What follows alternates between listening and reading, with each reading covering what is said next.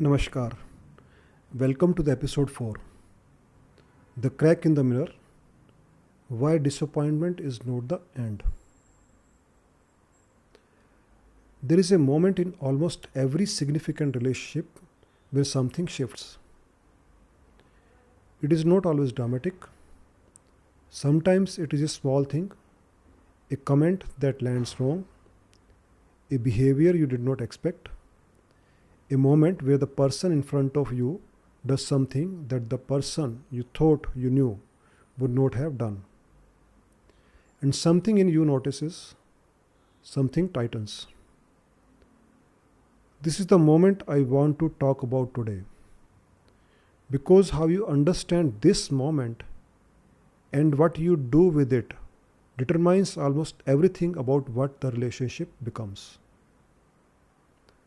In the previous episodes, we talked about the projection, the image your conditioning builds of another person, particularly in the early stage of a relationship. And we talked about the honeymoon phase as the period when that projection holds. The moment we are talking about today is when the projection cracks. Not the relationship, the projection. The actual person who was always there, always complex, always different from the image, begins to show through in a way that the projection can no longer contain. And this is experienced as disappointment, as confusion, sometimes as a sense of betrayal.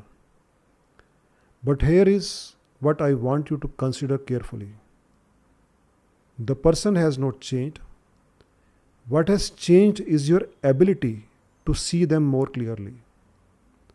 The crack in the projection is not a problem. It is information.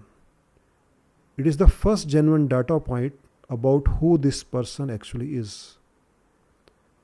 The question is what you do with it. The reason this moment feels like betrayal rather than information is precisely because the projection was so convincing. When the projection was fully intact during the honeymoon phase, you are not experiencing it as a projection. You are experiencing it as a reality, as who this person is. So when the actual person shows through and differs from the projected image, the mind interprets it as this person has changed, or I was deceived, or I made a mistake. Very rarely does the mind says my image of this person was incomplete and I am now seeing more clearly. That third interpretation is the accurate one. But it requires a quality of honesty about the projection that most people have not yet developed, because most people do not know they were carrying a projection in the first place. This is why the work of understanding perception matters. Not as an intellectual exercise, but because when this moment arrives, and it always arrives, you need a framework for understanding what is actually happening. Otherwise, the mind's default interpretation takes over, and the default interpretation almost always leads to one of the three paths we will talk about shortly. When the projection cracks, the vikaras activate. The vikaras, the 6 distortions that the Vedic tradition identifies as the primary source of human suffering are kama, krodha, lobha, moha, mada, and matsarya. The desire, anger, greed, delusion, pride, and envy. In the context of the projection cracking, the most common immediate response are krodha, anger, at the person for not being who you thought they were, and moha, the deepening confusion and clinging that tries to restore the original image. The anger says, you failed me. You are not who I thought. The moha says, but they must be. Let me find a way to make the image hold. Both of these are understandable, both are natural, and both, if they become the primary response, prevent the one thing that this moment is actually offering: a genuine encounter with the actual person. I will go much deeper into the Vikaras in the Wisdom series. For now, what I want you to hold is this: the intensity of the Vikara response when the projection cracks is directly proportional to how deep the projection was running. The stronger the honeymoon, the more intense the collision.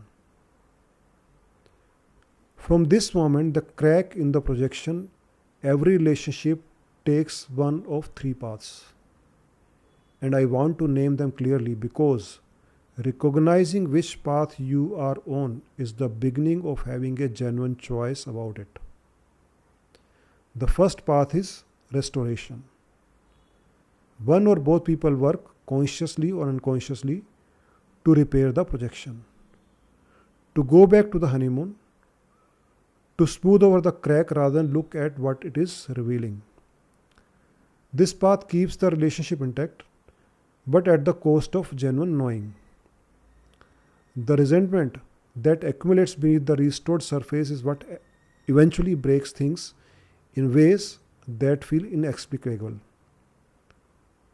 The second path is separation through blame. The crack becomes evidence that the person was wrong all along. The relationship ends or is significantly damaged in grievance. And the projection, largely changed, is carried forward into the next relationship, where it will find a new match and the cycle will begin again. The third path is the hardest and the most valuable. It is staying with the crack, not to fix it, not to flee from it, but to look honestly at what it is revealing. About the other person, yes. But more importantly, about the projection itself, about what you were carrying, about what you needed to find in someone else that you had not yet found in yourself. This third path is where real relation becomes possible. It is also where real growth becomes possible. Because what the crack is revealing is not just information about the other person, it is information about you. The Vedic understanding of relationships does not treat the collision of projection and reality as a failure. It treats it as the relationship's actual beginning. Everything before this moment was preparation. The attraction, the honeymoon, the gradual emergence of the actual person, all of it was bringing two people to the point where genuine encounter becomes possible. And genuine encounter, that is seeing the actual person and being seen as the actual person, is what the soul is actually seeking in relationship. Not the projection, not the image, the real. The projection felt like coming home, but it was coming home to your own history, your own conditioning, your own unresolved impressions. The genuine encounter, when it becomes possible, when the projection has been honest enough to clear, is something different. It is the beginning of actually knowing another soul with their actual qualities and their actual limitations, in their actual complexity. That is where the discomfort of the crack. Here is what I want you to sit with this week. Think of a relationship where you experience that moment, the crack in the projection, where something shifted and the person showed you something you had not expected. And ask yourself honestly, which of the three paths did you take? Did you try to restore the image? Did you move towards blame? Or did you stay with what the crack was revealing? And if you are in a relationship right now where that crack has appeared, where disappointment has arrived, I want you to consider this one question before you decide what to do with it. What is this crack showing me about what I was projecting? Not just about who they are, about what I was carrying. That question, set with honestly, is where the most important work begins. In the next episode, we are going to go deeper into the three parts: what each one cost, what each one offers, and what it actually takes to choose the third one. I will see you in the next one. Thank you.